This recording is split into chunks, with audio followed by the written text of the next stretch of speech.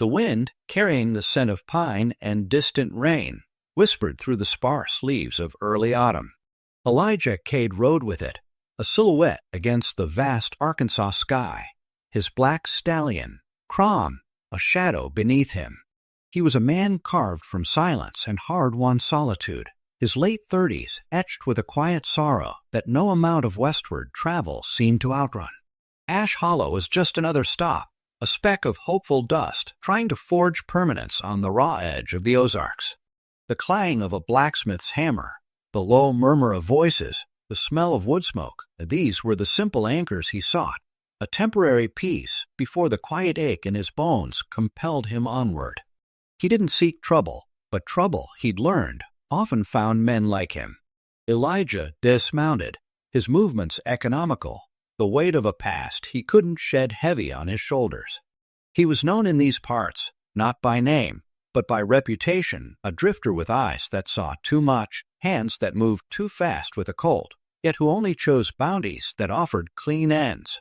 Justice, perhaps, but never vengeance.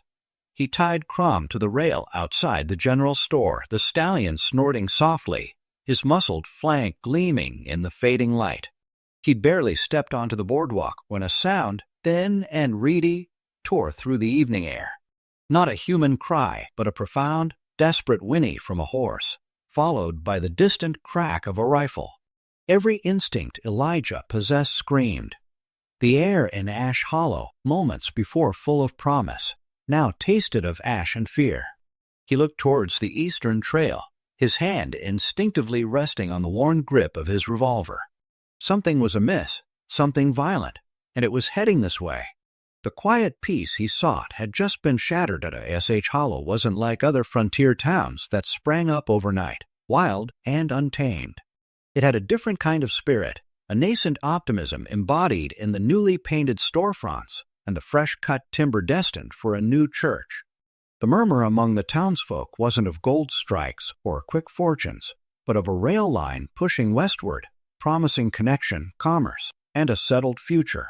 Here, the law, though still nascent, was attempting to establish itself, guided by the efforts of men like Deputy Miles Calder, a young man whose earnestness often tangled with the harsh realities of the untamed land. Elijah Cade, though a ghost in the saloons, was a keen observer. He noted the careful way folks greeted each other, the pride in their eyes when they spoke of the railroad, the almost defiant normalcy they sought to build in a land still reeling from war and rife with lawlessness. This was what drew him to Ash Hollow, this flicker of light in the vast darkness. He didn't seek to join their community, only to be a quiet tangent to its burgeoning life. The general store, a hub of this fragile hope, was busy. Supplies were stacked high, from sacks of flour to tools for building and deplowing. It was here that Elijah planned to stock provisions for his onward journey, a solitary path leading to, he wasn't sure where, just southward, away from the lingering shadows of history. As he waited for the storekeeper, a grizzled old man with a perpetually furrowed brow, the distant whinny and the gunshot that had first cut through the evening now seemed closer, more urgent. The hopeful hum of Ash Hollow was abruptly silenced, replaced by a tense, uneasy quiet.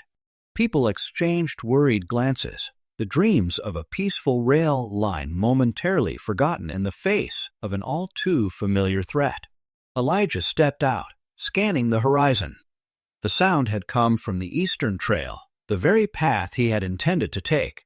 His plans had just changed. Elijah rode out, Crom's hooves stirring dust on the eastern trail. The sense of dread pulling at him intensified with every stride.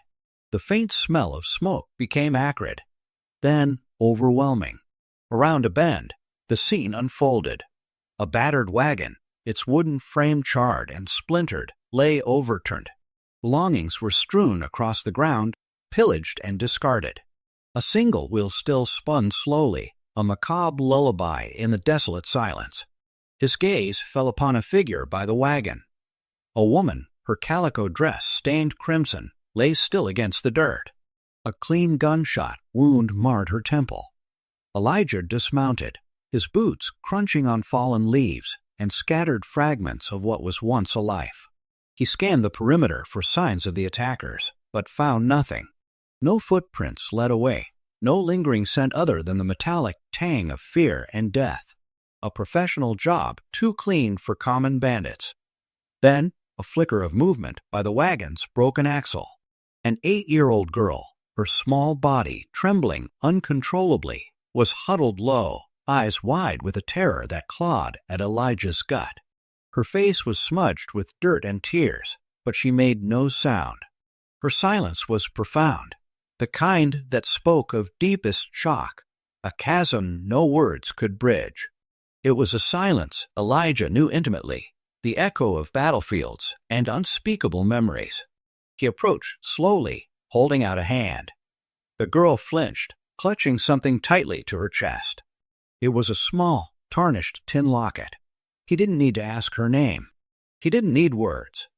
He knew, with a certainty that settled deep in his soul, that he couldn't leave her. The law in Ash Hollow, he suspected, would simply mark this as another bandit attack, a grim statistic of the open road. But Elijah saw more.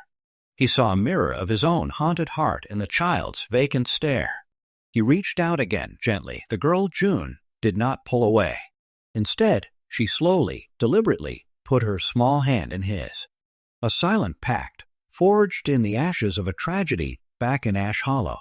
The scene around the charred wagon was quickly dismissed by the local constable as no more than common banditry. "Just another unfortunate traveler," he muttered, spitting tobacco juice on it. "Oh, the dusty street. Happens all the time." Elijah, holding the hand of the silent girl, June, felt a cold knot tighten in his gut. This was no ordinary raiding. The precision, the lack of witnesses, the cold efficiency spoke of something far more calculated. The constable's casual dismissal only confirmed his suspicions about the grayness of law in these territories. June still clutched the tarnished tin locket to her chest, her small fingers white with the effort. When he finally coaxed it from her, Elijah saw why. On one side, a faded, smiling photograph of her mother. On the other, etched faintly into the metal, was a series of lines and symbols that looked suspiciously like a rudimentary map. A map to what? He turned it over in his hand, a sense of mounting unease settling over him. His first stop was Nora Talbot's saloon, the Golden Nugget. Nora, half Shoshone, ran more than just a drinking establishment. Her eyes missed little, and her ears heard even less. She had a network of whispers that spread wider than any telegraph wire. She took one look at June, then at the locket, and her gaze sharpened, a knowing light in her eyes.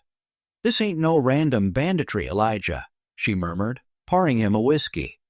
"This speaks of land, big land, the kind that stands in the way of big men." Nora's informants, the usual collection of old prospectors and itinerant laborers, quickly confirmed her suspicions. The girl's mother, Martha Finch, had been carrying a deed to a valuable tract of land, rich in minerals, land that Cyrus McVane coveted for his rail expansion. McVane, a rail baron of dubious morals, had a reputation for getting what he wanted by any means necessary. His lawmen often wore badges that seemed to gleam less from authority and more from a greasy palm. The map in June's locket, it seemed, marked the coordinates of her family's claim. Elijah looked at the girl, still mute, her eyes wide as saucers, trying to process the adult world crumbling around her. She was not just an orphan of circumstance. She was a target, and the locket, a dangerous key. His quiet life had just been irrevocably derailed. Elijah knew one thing for certain. McVane's greed for June's land meant June herself was in grave danger. The supposed lawmen of Ash Hollow, paid off or intimidated, were worse than useless. He tried to press for a real investigation, but was met with blank stares and thinly veiled threats. Deputy Miles Calder, though, watched Elijah with an unreadable expression, a flicker of something troubled in his young eyes. Calder seemed to be wrestling with his conscience, torn between allegiance to his corrupt superiors and a nascent sense of what was right. The moment Elijah stepped out of Nora's saloon with June, the trap was sprung. Two figures emerged from the shadows across the street, their hands already moving towards their holsters. These weren't the bumbling bandits the constable imagined. These were professionals, dispatched by McVane to retrieve the locket and silence the only witness. Elijah reacted with the swift, deadly precision of his past. Crom, sensing the impending danger, shifted restlessly beneath him. A blur of motion, a crack of gunfire, and one of the assailants crumpled. The other, surprised by Elijah's speed, hesitated a fatal second. Elijah didn't shoot to kill. A well-aimed shot to the shoulder disabled him, sending him sprawling into the dust. This wasn't an act of vengeance, but a desperate flight. He scooped June onto Crom's back, then swung into the saddle, gripping her tight. "Hold on," he grunted, spurring the black stallion away from the main street and into the tangled wilderness that bordered Ash Hollow. McVane's men would give chase, of that he was certain. The dense woods and rocky bluffs of the Ozarks offered their only chance for escape. As they vanished into the deepening twilight, Elijah knew this was only the beginning. He was no longer just protecting a child.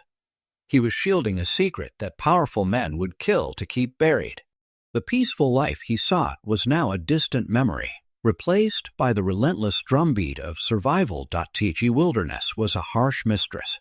Elijah and June plunged into its depths, the dense forest initially offering concealment, but also presenting its own brutal challenges.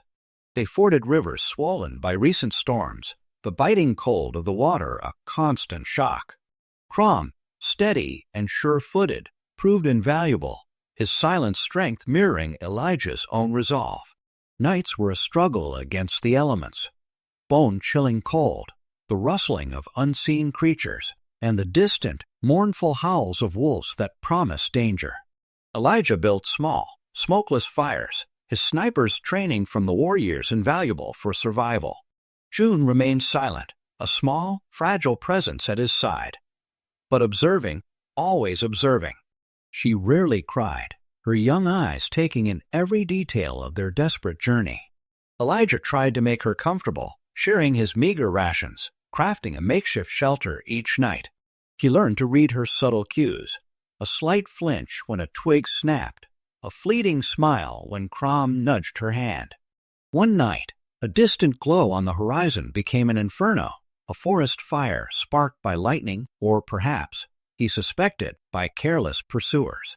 They ran, choking on smoke, the roar of the flames a terrifying crescendo behind them. Crom galloped with a desperate speed, Elijah shielding June with his own body. They barely escaped, emerging scorched and breathless, but alive. During a rare moment of respite, resting by a quiet stream, June produced a small, ragged piece of paper and a stub of charcoal she'd found. She began to draw, not of trees or animals, but of faces, crude, childlike sketches, but strikingly detailed, and on several of the figures, silver stars pinned to their chests. Not lawmen, June's wide eyes seemed to say without uttering a sound. Not real lawmen, hired killers. The image was burned into Elijah's mind. McVane wasn't just powerful, he was ruthless, and his reach extended further than Elijah had dared to imagine. The stakes had just risen again, confirming that June's safety and the truth of her past lay only in the complete unraveling of McVane's. They found a temporary refuge in a skeletal ghost town, its buildings crumbling, its streets reclaimed by weeds. It was here, in the quiet solitude of an abandoned saloon, that Elijah started looking more closely at June's locket. He ran his calloused thumb over the tarnished metal, examining the faint etched map. He pressed and prodded, searching for any hidden compartments. To his surprise, a tiny, almost invisible seam appeared along the edge. With a gentle click, the locket sprang open, revealing not jewels, but a meticulously folded, fragile slip of paper tucked inside. It was a deed, a legal claim to the very land Nora had spoken of, a significant tract rich in mineral deposits. Land that, if properly registered, would indeed block McVane's ambitious rail plans. This wasn't just about a map anymore. It was about irrefutable proof, a legal impediment to McVane's illicit expansion. The implications were staggering. With this deed, June Finch held the power to derail a powerful man's empire. A bounty on June's information, or even on June herself, would be considerable. He could hand her over, protect himself from an escalating danger. Later that night, by the flickering light of their small campfire, June sketched again. This time, she wasn't simply drawing faces. She was recreating the scene. The wagon, the men, her mother.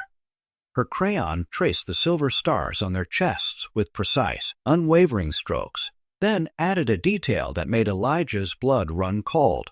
A distinctive scar over one man's eye, a specific way another held his rifle. These weren't generalities. They were specific, damning details. Then, from the depths of her long-held silence, a single word, soft as a breath, escaped June's lips. Mama. It was a raw, guttural sound, filled with all the grief and terror she had bottled inside. Elijah froze, his own breath catching. The dam broke. The silent, stoic man who had buried his own war-torn past under layers of detachment felt an unfamiliar ache in his chest. Mama. The word echoed not only June's pain, but also the lingering ghosts of his own losses, the lives he couldn't save, the innocence destroyed by conflict. The war had taken everything from him, leaving him hollow. But this small, broken girl with her profound silence, and now her single fragile word, had unwittingly given him something back, a purpose, a reason to fight, not for money, not for survival, but for justice. Ash Hollow and Cyrus McVane would see him again, and this time he wouldn't be riding off into the sunset. He was riding into the storm, Teachy Ghost Town. A collection of weather-beaten shacks and a hollowed-out saloon offered more than just a momentary reprieve. It offered a revelation. As Elijah cleaned the grimy tin locket June clutched, tracing the faintly etched lines on its back with his thumb, he noticed something. A subtle groove, almost invisible, where the metal seemed to overlap. With a careful twist and a gentle prying from his knife, a small, hidden clasp gave way. The locket didn't just contain a faded photograph. It held a secret compartment. Inside, meticulously folded, and almost too fine to be paper, was a genuine deed. Not just a crude map, but a legal document, stamped and signed, detailing the precise coordinates of the land June's mother had claimed. This wasn't just a plot of land. It was a mineral-rich vein, precisely where McVane's grand rail vision required a clear path. The deed was a direct impediment, a solid wall in the path of illicit expansion. Elijah's mind reeled. This wasn't merely a matter of protecting a child from hired thugs. This was about a land grab, cold-blooded murder, and a powerful man willing to crush anyone who stood in his way. McVane wasn't just wealthy. He was a viper, poisoning the fragile hope of communities like Ash Hollow. The implications were clear. If this deed saw the light of day, McVane's entire operation could unravel. He looked at June, her small form curled beside the dying embers of the fire, her breathing soft and even.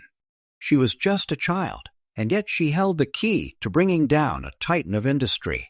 The bounty on her head, or for June herself if she were returned through illicit channels, would be astronomical.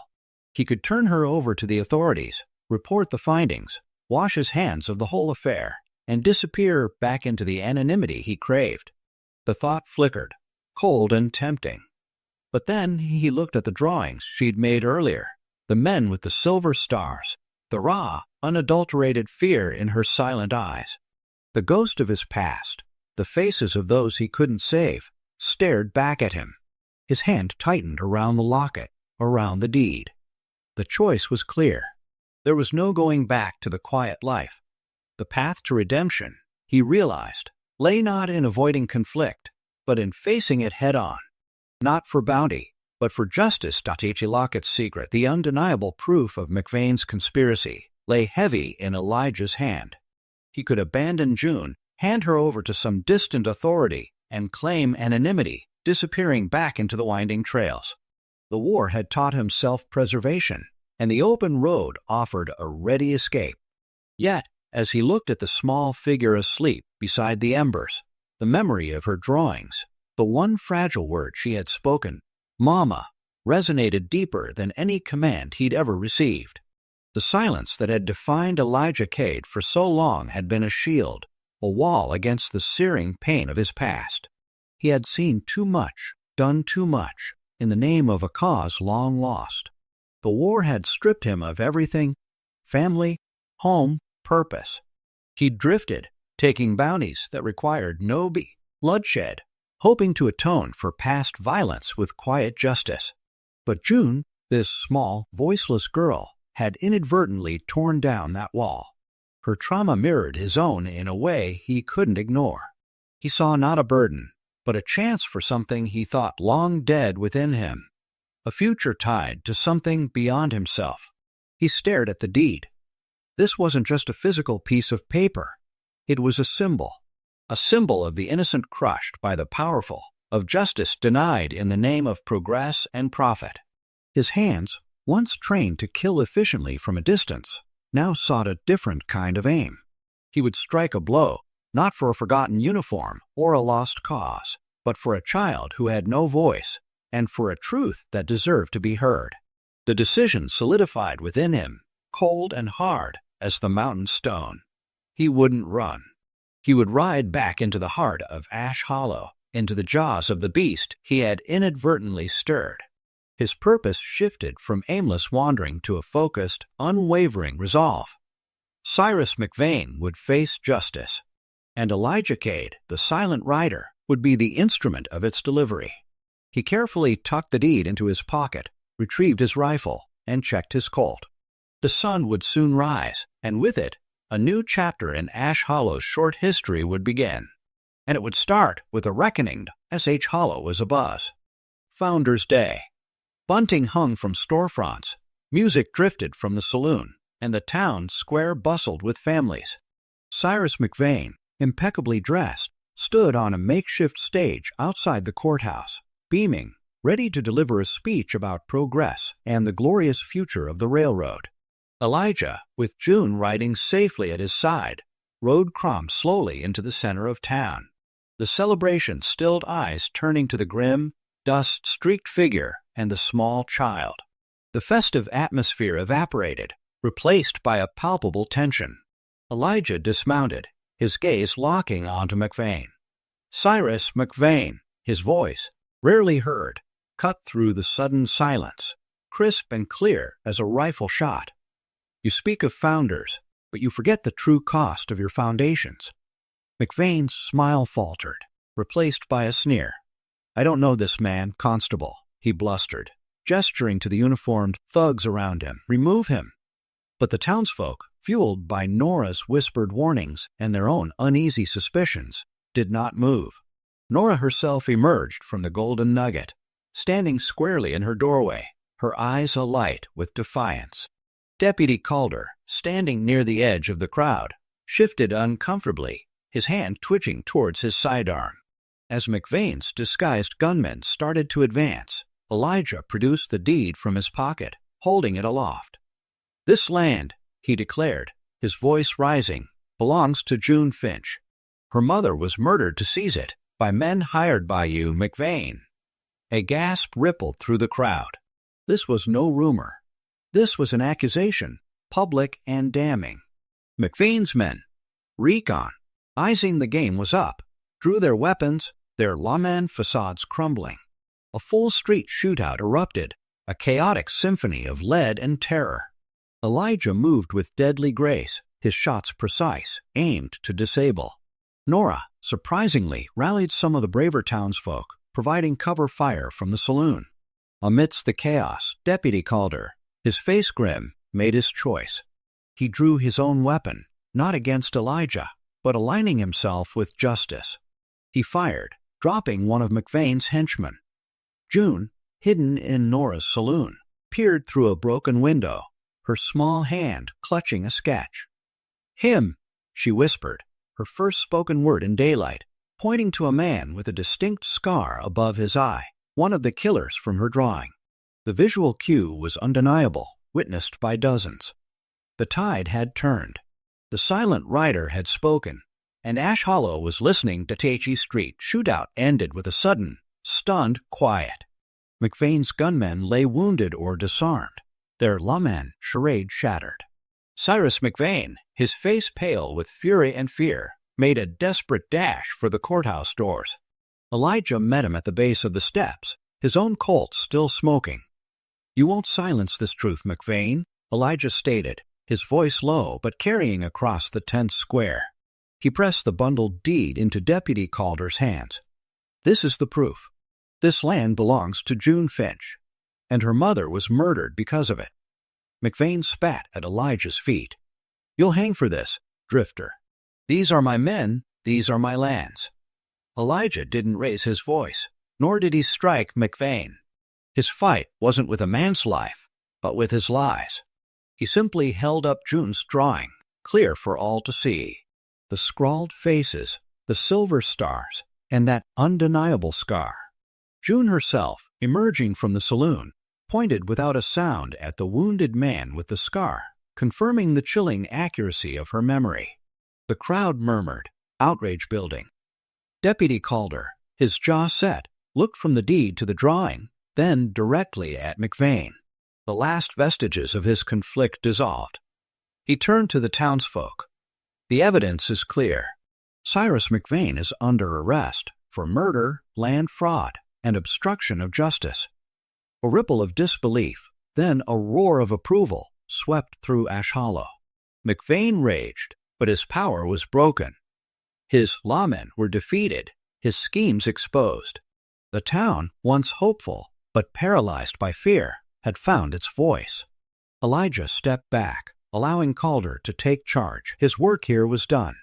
He had delivered justice, not with a fatal bullet, but with the quiet, undeniable weight of truth. The battle had been personal, yes, but the victory belonged to a community finding its moral backbone. He looked at June, now safely with Nora, her eyes wide not with fear, but observation, a child witnessing justice unfold. He knew then that while his past might define parts of him, his future was beginning anew, forged in the ashes of another's tragedy, and the redemption of his own soul, with McVane's empire crumbling and his hired guns rounded up. Ash Hollow breathed a collective sigh of relief. The town, shaken but awakened, took its first steps towards a true, independent sense of justice. Miles Calder, no longer merely a deputy overshadowed by corruption, was sworn in as the new sheriff, his youthful earnestness now tempered with hard-earned resolve. The future of Ash Hollow, though still raw and untamed, now held genuine promise. Elijah, however, did not stay to witness the town's rebuilding. His purpose here was fulfilled. He had found a voice for the voiceless, brought light to hidden darkness, and in doing so had found a measure of peace himself. But Ash Hollow was not his home. His journey was a solitary one, a continuous riding into the vastness of the West. He found June with Nora in the Golden Nugget. The saloon owner, her eyes wise and warm, held June close. Nora had already promised June a place, a home, a family, the very things Elijah could not provide in his transient existence. He knelt before the girl, looking into her eyes. She wasn't silent anymore. She whispered a quiet thank you, the words clear and genuine, a testament to the trust they had built. He gave her the locket, now cleaned and gleaming. On the other side of her mother's picture, the etched map of the land June now rightfully owned. With a nod to Nora and a final, understanding glance at June, Elijah mounted Crom. The black stallion, loyal to the last, whinnied softly, mirroring his rider's quiet power. As the first rays of dawn painted the eastern sky in hues of rose and gold, Elijah Cade rode out of Ash Hollow, leaving behind the echoes of gunfire and the promise of a settled town. Some would say he was a ghost of the war, a shadow on the plains, forever drifting. But June remembered more. She'd say he didn't speak much, but when he did, thunder listened. And sometimes, thunder was all that was needed to clear the air, to bring justice, and to pave the way for a new dawn.